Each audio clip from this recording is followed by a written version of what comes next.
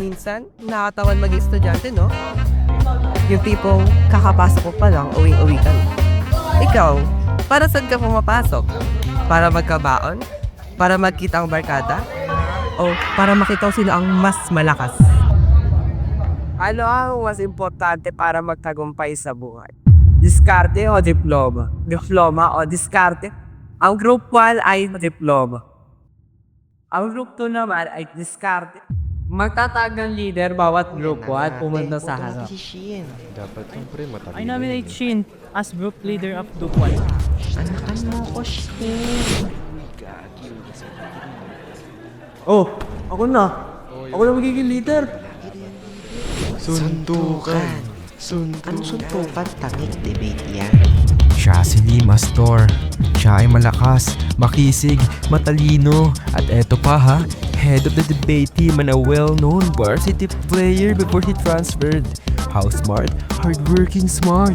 Studies countless days, hours, minutes to succeed. At heto naman si Shin as Loki. Siya ay malakas, madiskarte, napakatalino and the volleyball's team captain. How smart? Naturally smart. Doesn't need to study because once he reads, he knows everything.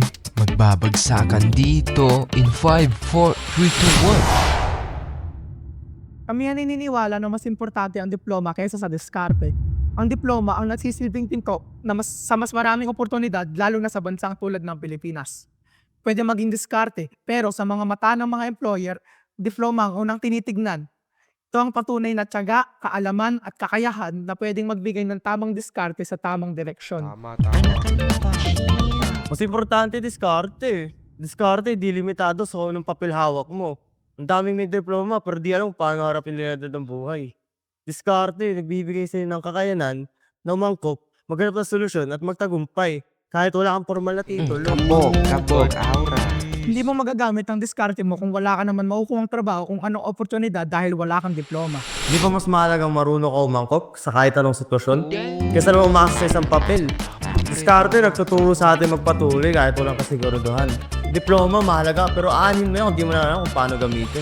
Ang diploma ay nagbubukas ng pinto na maaaring hindi mo kayang pasukin kung diskarte lang ang dala mo. Hindi mo maitatanggi na sa mata ng maraming employer ang diploma ang unang hinahanap. Oo, pero ang dami nagtapos pero para maghanap ng trabaho. Bawala ka sa diskarte. Kailangan mo rin mag-isip, kumilos, maghanap ng solusyon. Ngunit ang edukasyon ay nagbibigay din ng tamang kaalaman para sa wastong diskarte.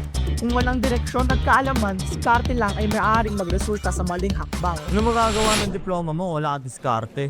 Ito mo nga si Andre, oh. With honors, chat GPT lang naman.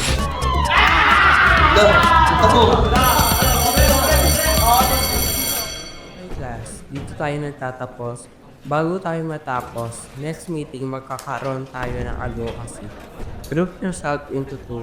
You may now take your lunch.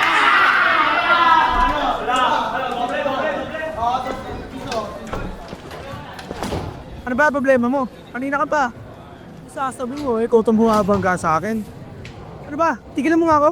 Wala akong oras mga tao kagaya mo. Ano, diploma? Ano mo diploma mo? Gusto ko kita. So, sa gym, oh. Mahal kita, boy! Mahal kita, boy! Best friend kita!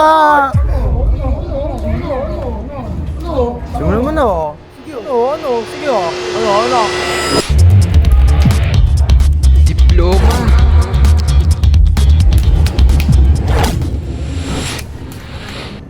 Diskarte. Sabi sa'yo, aanin mo katalanuhan mo, susuntokin nila. Naasahan kong nakapaghanda kayo sa inyong advocacy.